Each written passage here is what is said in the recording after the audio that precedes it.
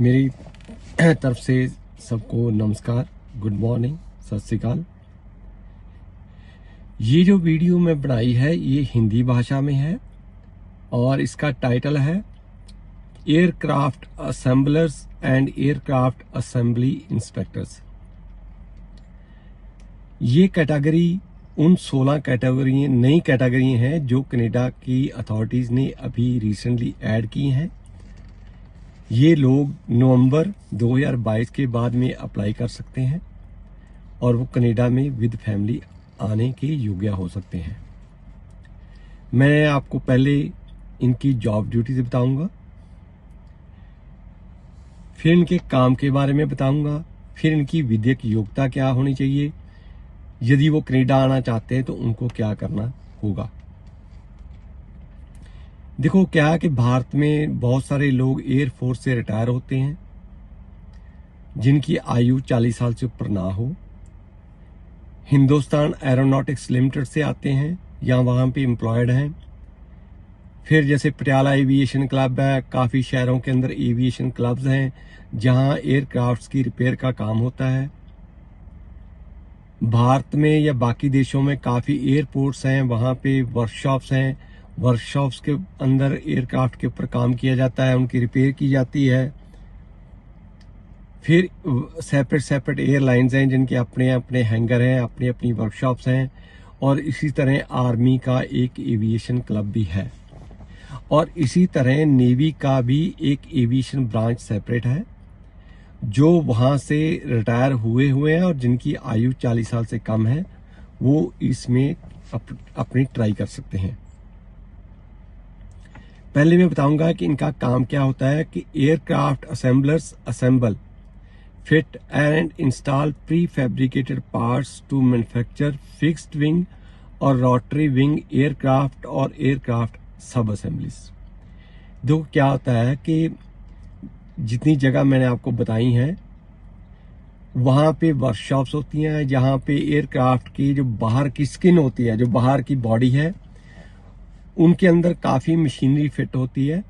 उनको उतारा जाता है, वापस लगाया जाता है, उसमें अनगैली नहीं होती है। स्पेशली जो एविएशन में काम करते हैं वो नालायक लोग नहीं हो सकते हैं, उनको बकायदा लिखना पड़ता है।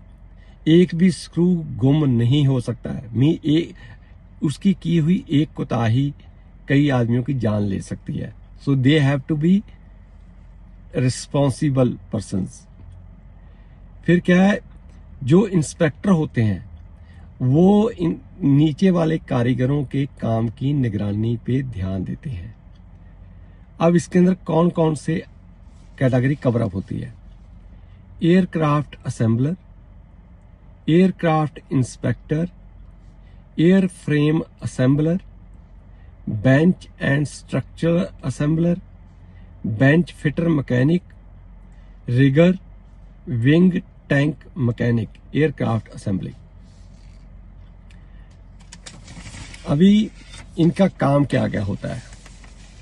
देखो क्या है कि कोई भी एरोप्लेन जब बन के आता है तो उसके साथ एक बुक ऑफ रेफरेंस आती है जिसके साथ सभी उसकी ड्राइंग्स, उसकी स्पेसिफिकेशन और यदि किसी चीज़ की रिपेयर में रिप्लेसमेंट करनी है तो उसके टोटली सभी चीज़ों के बारे में विस्तृत जानकारी होती है। सो इनका काम क्या होता है कि पढ़ना और उसकी जो असेंबली की ड्राइंग है उसको समझना। यदि नए एरोप्लेन की असेंबल हो रही है उसको असेंबल करना। यदि वो एक देश से दूसरे देश में जब भेजी जाती है तो अलग अलग पार्ट्स में भेजी जाती है। वो प्री फैब्रिकेटेड पार्ट्स को इकट्ठा करके उसकी सब असेंबली बनाना। आपने देखा होगा कि जब एयरपोर्ट पे या प्लेन पे काम करते हैं तो कुछ पुर्जे हाइट पे होते हैं, कुछ नीचे होते हैं। तो चाहे वो बेंच के ऊपर काम करें या डायरेक्टली ऑन एयरक्राफ्ट स्ट्रक्चर के ऊपर काम करें, उनको उसके बारे में पूरी जानकारी होनी चाहिए। Assemble, fit and install prefabricated parts and sub assembly such as aircraft skins, flight controls, rigging, hydraulic and other mechanical systems. और जो इनके इंस्पेक्टर होते हैं उनके पास कुछ साल का तजर्बा होता है, वो अपनी ड्यूटी ज़्यादा अच्छे तरीके से निभा सकते हैं और वो नीचे जो कारीगर, उनके नीचे जो कारीगर काम करते हैं उनके काम का पूरा निरीक्षण करते हैं। इनकी एम्प्लॉयमेंट रिक्वायरमेंट क्या है? सेकेंडरी स्कूल मिनिमम 10+2 पास होना जरूरी है।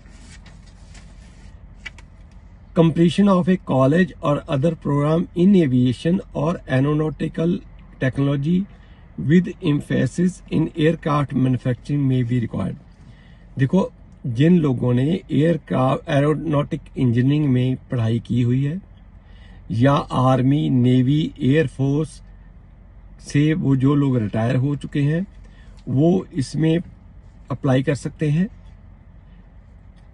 जो एयरक्राफ्ट असेंबलर होते हैं उनके पास बहुत सालों का एक्सपीरियंस होता है और उनके पास क्लासरूम की ट्रेनिंग भी होती है। एयरक्राफ्ट असेंबली इंस्पेक्टर जो होते हैं वो उनके पास कम से कम 7-8 साल का एक्सपीरियंस होता है। इसके अलावा जो इंडिया से आ रहे हैं, एक तो इंग्लिश की जनरल मॉड्यूल के अंदर 5 बैंड आपको चाहिए। दूसरा, आपने जो भी शिक्षा वहां से ग्रहण की है भारत में उसकी आपने ECA करवानी होती है, जो कनाडा की सरकार से कराई जाती है। उसको 45 डेज का टाइम लगता है। इसके बारे में यदि आपको और कोई इंफॉर्मेशन चाहिए तो आप हमारे से हमारा पटियाला दफ्तर है जिसका फ़ोन नंबर है 9815101148।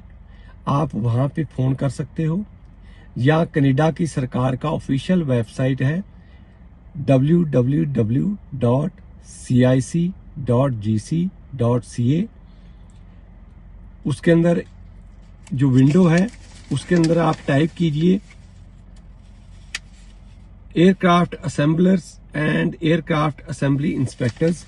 ये इंफॉर्मेशन वहां से ली गई है, आप वहां से ये इंफॉर्मेशन ले सकते हो। यदि आपको लगता है कि हम आपको सही इंफॉर्मेशन दे रहे हैं, आप ये इंफॉर्मेशन अपने दोस्तों से, रिश्तेदारों से शेयर कर सकते हो। And please stay connected with us. Thank you very much.